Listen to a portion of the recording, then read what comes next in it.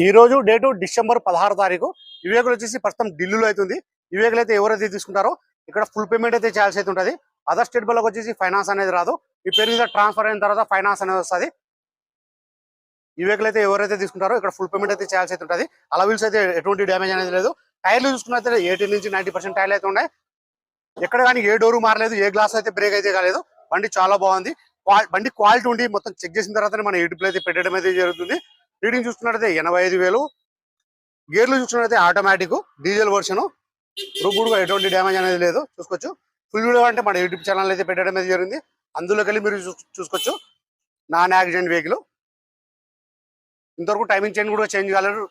Timing sound అనేది లేదు.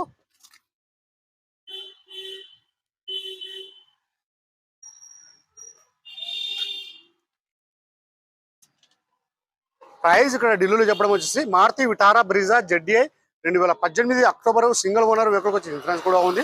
Price ఇక్కడ ఢిల్లీలో చెప్పడం వచ్చేసి 5,30,000 అయితే చెప్తున్నారు. 5,30,000 అయితే చెప్తున్నారు. ఇది ఫిక్స్డ్ అమౌంట్ అయితే కాదు. దీంట్లో కొద్ది మటుకు అయితే బాగుంటుంది.